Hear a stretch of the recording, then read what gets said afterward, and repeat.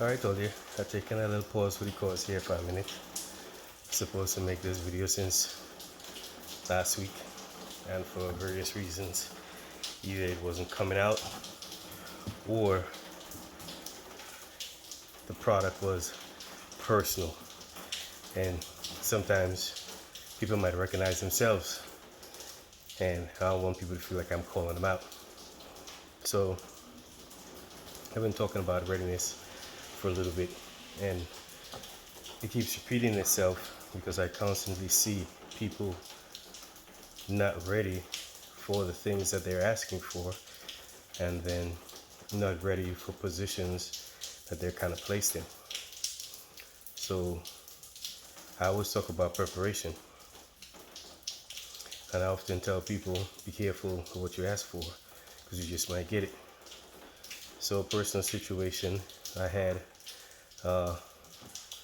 one of my junior soldiers, subordinates, people that I work with, hey, ask for something. They ask for a move because they describe themselves as not being happy, not content, not pleased with the direction in which I'm heading. And that is not fine. I mean, that is fine because not all people share your vision. Right? And some people are actually a part of the problem that you're actually trying to resolve. So for various reasons, listen to the conversation, and at the end of the conversation, I oblige that person. It's like, hey, Roger, I do think it's time for you to move, and I already spoke, to my people that okay to move, and you're moving tomorrow. But the conversation shifted. The attitude of the conversation shifted because that person was not prepared for that answer. They were kind of taken back. I think they were a little bit humiliated or humbled, confused. And that led to my confusion because I was like, I'm granting you the thing that you just asked me for. But since it wasn't on their terms, I suppose, it wasn't to their liking. There was an expectation of me. The expectation was that I offer some kind of rebuttal and ask that person to stay and fight a little more. And I didn't see the need to, so I didn't.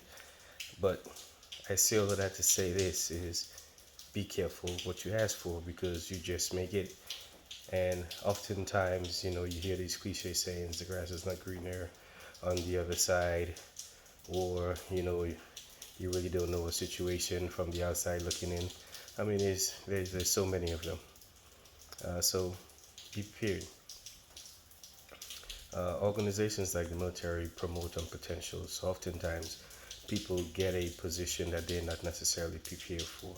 I'm not saying that they're not qualified. I'm saying sometimes people lack the preparation for the positions in which they obtain.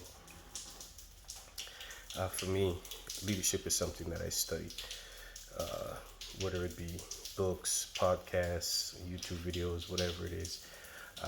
I'm always trying to expand my knowledge on how to influence others and build and foster a team. Based on my current position, it's really not about me anymore. It's more about subordinate soldiers and the legacy or what I leave behind. So I'm way beyond selfish needs. It's hard to get up with selfish intent and desires. I get up for other people. I get up for other reasons larger than myself. I guess this is why I'm probably still in service because, hey, it's just what we do. All right, it's a selfless job. So that's it for preparation and making sure you are prepared for the things you ask for. And it doesn't happen only in professional settings, it happens in personal settings as well. Oftentimes people ask for a spouse, they ask for a job, they ask for material things. Hey, I want a husband, hey, I want a wife, hey, I want a house, hey, I want this. But in the absence of preparation, you're not going to be able to handle those things. You're not going to be able to withstand the problem and sometimes put in the work that is needed to sustain these things. I'm 25 years old, I'm 30 years old, I think I deserve a husband, I want a wife, or whatever it is. and you were granted that, or you met somebody and you took that step. But due to lack of preparation and you not knowing how much work it actually takes to maintain and sustain, sometimes you lose that, or you miscategorize some of the things that are happening to you as in not the right fit, not for me, this is not the person, or whatever it is. To have a house takes a lot of maintenance, takes a lot of money, takes a lot of everything. And if you're not selfless in these endeavors, sometimes it falls to the wayside. The house starts falling apart, bad entities enter the house, you don't know how to get it out. It just is just a lot. All right, so the things that you're asking for, just make sure that you're able to put in the work to sustain it. Some people have, say, friendships that don't last. They don't put in the time and the effort needed to sustain those relationships. And when those relationships or friendships end, they find themselves asking, well, maybe it wasn't true, maybe it wasn't meant to be. Not really. It's because you didn't put in the work necessary to sustain.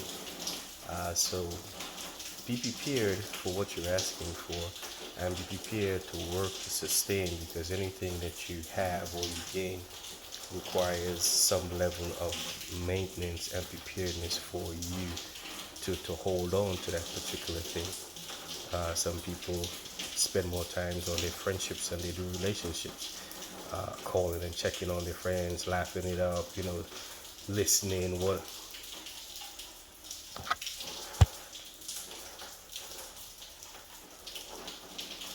listening for that call them scam calls. Listening to their friends, want to listen to their spouses, and they end up seeing more rewards in that friendship than they do their relationship, not realizing that they're putting in more work. So of course you're going to see more result in something that you often put in more work. So for those of you out there, definitely be mindful of those things. Yeah. Familiar places, shifting gears just a little bit. Took a while off. Haven't worked out for, I would say, at least a month or two, due to various struggles. I think my body was just tired, my mind was just tired, and for whatever reason I just couldn't get back to the gym. Of course now I've started, and I'm back to a familiar place.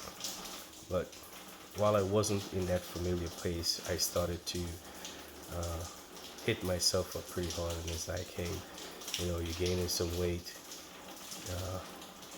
I wasn't as calm as I was before, not even tempered, and I felt like I slid right back, to a place that I had recovered from, and I really wasn't too happy about that, and I started to beat myself up just a little bit, and it reminded me a bit about backsliding and taking a step back. Sometimes you have to take 2 steps back before you gain momentum to take a step forward. But that is not because you're weak. It's not because you're challenged. It's not because you don't have resolve. Sometimes that's just the way it is. And sometimes you have to go back to that familiar or unfamiliar place, however you want to put it. But understand that is not your permanent position.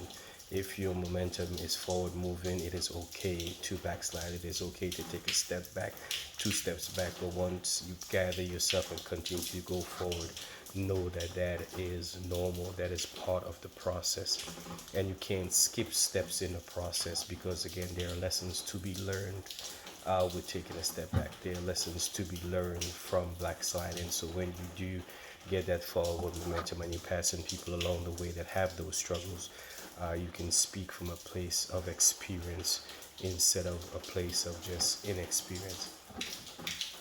And you would often like to learn from other people's experience, but far too many times, sometimes we have to experience things ourselves before we're able to progress from it. So quite a bit of a mouthful, 2 different points today.